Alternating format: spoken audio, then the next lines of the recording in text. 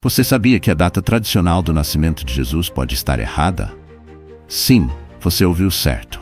Muitos acreditam que Jesus nasceu no dia 25 de dezembro, mas a Bíblia esconde segredos que podem mudar tudo o que sabemos sobre essa data. Neste vídeo, vamos revelar 7 pistas bíblicas ocultas que podem mudar a sua visão sobre o nascimento de Jesus. Prepare-se para uma jornada de descobertas que vai desafiar tudo o que você sabia sobre o Natal. Mas antes de começarmos, já deixe o seu like e se inscreva no canal, porque o que vamos revelar aqui hoje vai abrir seus olhos para uma nova perspectiva. Vamos juntos nessa jornada. A verdadeira data do nascimento de Jesus está escondida nas entrelinhas da Bíblia, e hoje vamos desvendar esses segredos. Fique comigo até o final e descubra o que as Escrituras realmente dizem sobre o nascimento do Salvador. Não perca nenhum detalhe. O que você vai ouvir hoje pode transformar completamente a sua compreensão sobre o Natal. O primeiro indício importante está no livro de Lucas, capítulo 2, que fala sobre o censo ordenado por César Augusto. Este censo foi uma ação histórica que obrigou todos a voltarem para suas cidades de origem para serem registrados. Mas o que isso tem a ver com a data de nascimento de Jesus? Lucas 2, 1-2 diz: Naqueles dias saiu um decreto de César Augusto, ordenando que todo o império fosse recenseado. O censo foi realizado por volta de 6 a.C., e sabemos que Jesus nasceu durante esse período. Nós já sabemos que o censo de César Augusto foi uma parte crucial da história do nascimento de Jesus. No entanto, um detalhe adicional é que o censo não foi realizado apenas para a contagem populacional, mas também para fins fiscais e militares. Esse recenseamento foi uma forma de garantir a ordem no Império Romano.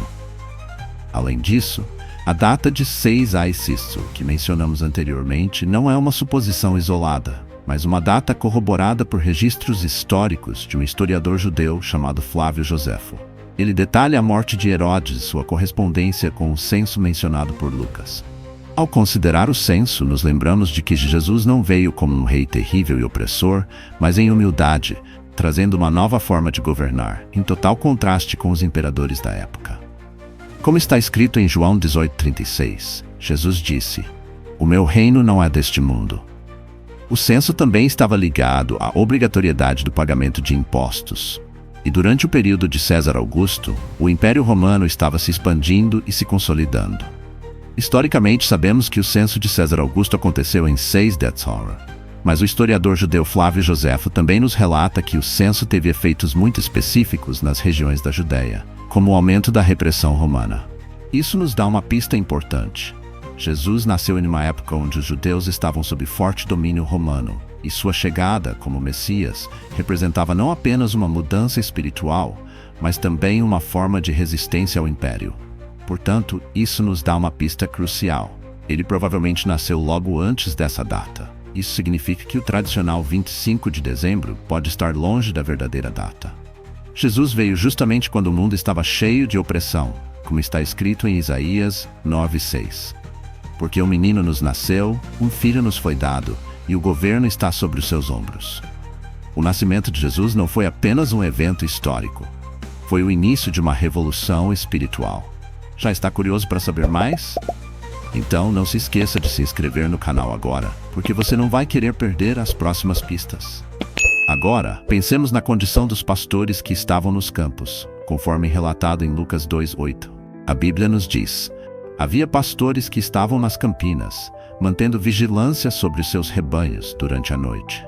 Mas por que isso é importante? No inverno, que é quando celebramos o Natal, os pastores não ficariam ao ar livre com seus rebanhos.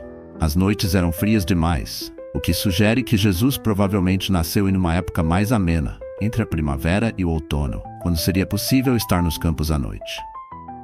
Estudos de climatologia sugerem que o inverno em Belém pode ser severo, com temperaturas que chegam a cair abaixo de 0 graus Celsius. Para que os pastores estivessem ao ar livre com seus rebanhos, o clima precisaria ser ameno, o que nos leva a uma data provável entre setembro e outubro. A Bíblia nos fala que os pastores estavam no campo com seus rebanhos durante a noite. Lucas 2:8. Isso nos mostra que a estação do ano provavelmente não era o inverno, quando as condições climáticas tornariam impossível para os pastores estarem ao ar livre com seus rebanhos. Mas sabia que a prática de pastoreio também tem um simbolismo profundo? No Antigo Testamento, os pastores são frequentemente usados como metáforas para os líderes espirituais. E como em Ezequiel 34:23, Deus promete enviar um pastor para cuidar de suas ovelhas. Jesus, como bom pastor, João 10:11, veio para cumprir essa promessa. Além disso, há uma tradição judaica que fala sobre os pastores do templo, que durante certos períodos do ano ficavam responsáveis por ovelhas destinadas ao sacrifício. Alguns estudiosos acreditam que esses pastores, que ficavam perto de Belém, eram testemunhas-chave do nascimento do Cordeiro de Deus, e que sua vigília no campo foi um sinal da importância divina daquele evento. Jesus, o bom pastor, veio para guiar sua ovelha perdida, como está escrito em João 10:14. Eu sou o bom pastor, conheço as minhas ovelhas, e as minhas me conhecem. Em Mateus 10:16, Jesus nos diz: Eis que vos envio como ovelhas no meio de lobos. Talvez ele tenha querido nos mostrar que, assim como os pastores cuidam das ovelhas nas noites amenas, ele veio para cuidar de todos nós em tempos de necessidade. Agora vamos para a famosa estrela de Belém, mencionada em Mateus 2:2. Onde está aquele que nasceu rei dos judeus? Vimos a sua estrela no Oriente e viemos adorá-lo. Astrônomos modernos tentaram identificar esse fenômeno celestial, sugerindo que poderia ser a conjunção de planetas ou um cometa. Com base em esses fenômenos astronômicos, muitos estudiosos acreditam que a estrela de Belém apareceu por volta de 3 AF, o que mais uma vez coloca o nascimento de Jesus em uma data diferente do 25 de dezembro. Quando falamos da estrela de Belém, não estamos apenas falando de um fenômeno astronômico, mas de um sinal sobrenatural que apontava para a vinda do Messias. Mas o que mais sabemos sobre essa estrela? A estrela de Belém, mencionada em Mateus 2:2, é um fenômeno que fascinou estudiosos e astrônomos ao longo dos séculos. Além da teoria da conjunção planetária, há uma outra hipótese interessante. Muitos acreditam que a estrela de Belém poderia ter sido uma manifestação sobrenatural, um sinal do céu enviado por Deus. É importante notar que as estrelas eram símbolos de grande importância na cultura judaica. Em Números 24:17, a estrela de Jacó é mencionada como uma figura messiânica, referindo-se ao futuro Messias. Logo, a estrela de Belém não foi apenas um fenômeno astronômico, mas também um sinal divino apontando para a vinda do Salvador. Estudos sobre os fenômenos astronômicos sugerem que a estrela de Belém poderia ter sido uma combinação de eventos astrológicos, como uma conjunção de planetas, Saturno e Júpiter, que ocorreu no ano 7 a.C. Essas conjunções eram vistas como sinais de nascimento de reis em várias culturas antigas. Mas mais do que uma simples conjunção planetária, muitos estudiosos sugerem que a estrela de Belém teve um caráter único. O apóstolo Mateus, em sua descrição, utiliza uma linguagem que sugere um fenômeno divino, algo além do natural. Isso levanta a possibilidade de que a estrela tenha sido uma manifestação direta do próprio Deus, guiando os magos ao Salvador. Além disso, o fato de a estrela ter sido vista por magos do Oriente reforça o simbolismo de que Jesus veio não apenas para os judeus, mas para todos os povos da terra, conforme está escrito em Isaías 63. E as nações caminharão à tua luz, e os reis ao resplendor da tua aurora. Em Apocalipse 22:16, Jesus é chamado de a raiz e o descendente de Davi, a brilhante estrela da manhã. A estrela de Belém não só guiou os magos, mas também apontava para a verdade divina de que o Messias estava entre nós. Você já está vendo como a verdade vai muito além do que pensamos. Inscreva-se agora para mais revelações surpreendentes. O rei Herodes, cujo nome aparece em Mateus 2:16, vemos que o rei Herodes ordenou a matança dos inocentes em Belém, tentando eliminar o recém-nascido rei dos judeus. Sabemos que Herodes morreu em 4 AF, o que limita a data do nascimento de Jesus a esse período. Logo, considerando o tempo entre o nascimento de Jesus e a morte de Herodes, podemos concluir que Jesus nasceu antes de 4 AF, o que nos dá uma janela de tempo ainda mais estreita para a verdadeira data. Herodes, o Grande, é uma figura fascinante na história do nascimento de Jesus, não apenas por sua crueldade, mas também pelas suas reformas monumentais em Jerusalém, incluindo a reconstrução do Templo de Jerusalém. Herodes morreu em 4 AF, e isso limita a data do nascimento de Jesus a esse período. Um detalhe importante é que Herodes era muito paranoico com qualquer ameaça ao seu poder. Ele mandou matar até mesmo membros de sua própria família por suspeita de traição. Isso explica sua tentativa brutal de matar o rei dos judeus, tentando eliminar Jesus com a matança dos inocentes. A morte dos inocentes, Mateus 2,16, é um triste reflexo da luta entre o poder terreno e o reino de Deus. Jesus veio trazer paz, mas também para ser a luz que veio ao mundo, desafiando as trevas da opressão humana.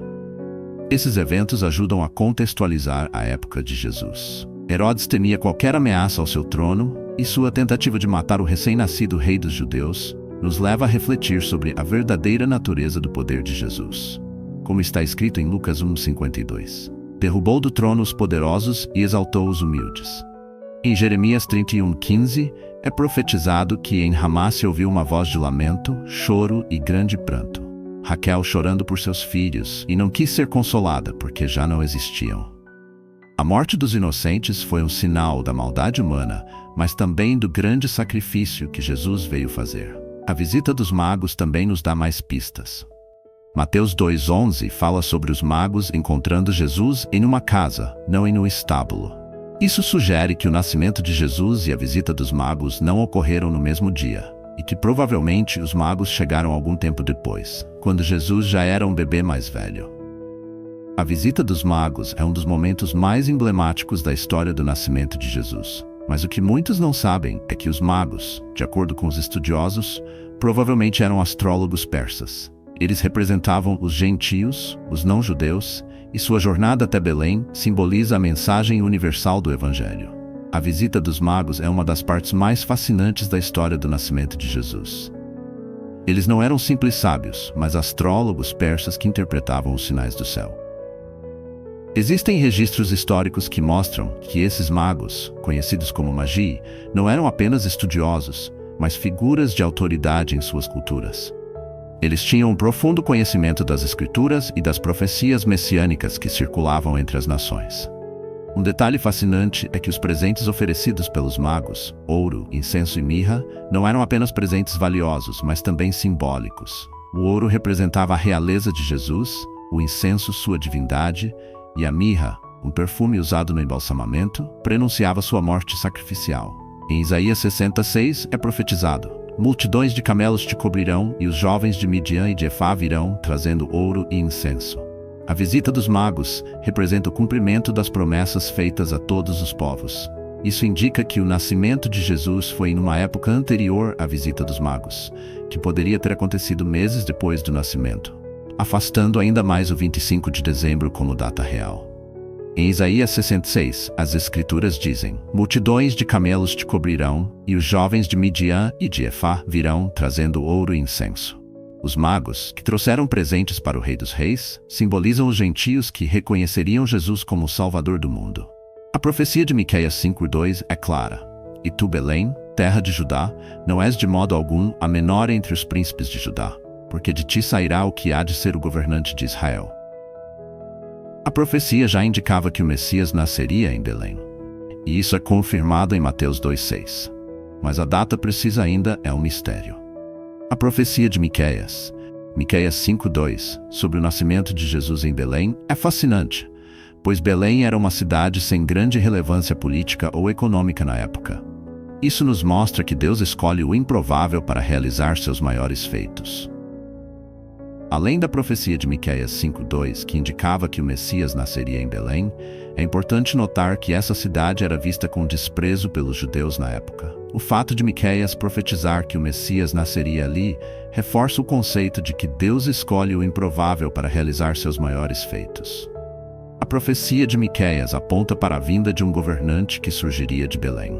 Embora a cidade fosse pequena e insignificante, ela foi escolhida para abrigar o Rei dos Reis.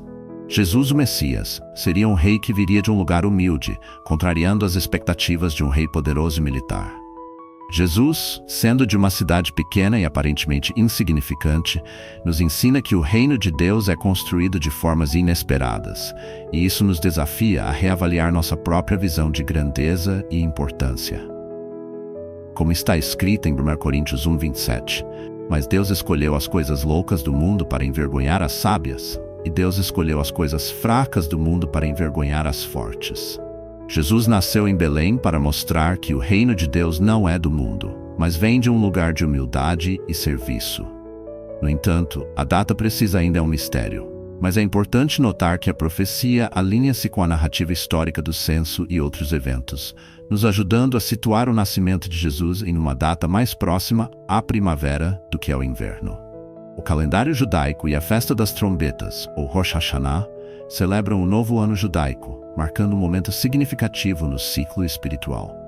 Muitos estudiosos acreditam que o nascimento de Jesus pode ter ocorrido perto dessa festividade, durante a festa das trombetas, que acontece no mês de setembro ou outubro. O Rosh Hashanah é um tempo de arrependimento e reflexão, quando o povo judeu se prepara para o Yom Kippur, o dia da expiação. Esse período de introspecção pode estar relacionado ao nascimento de Jesus, que trouxe uma nova oportunidade de reconciliação com Deus. A conexão do nascimento de Jesus com a festa das trombetas, ou Rosh Hashanah, é fascinante. Esta festa, que marca o início do Ano Novo Judaico, é vista como um tempo de renovação e arrependimento. Muitos estudiosos acreditam que o nascimento de Jesus pode ter ocorrido durante esse período, uma época associada ao renascimento espiritual. O nascimento de Jesus durante este período não é apenas uma coincidência. Ele pode ter sido uma representação do novo começo que ele trouxe ao mundo. Como está escrito em Coríntios 5,17, se alguém está em Cristo, é nova criatura. As coisas antigas já passaram, eis que tudo se fez novo.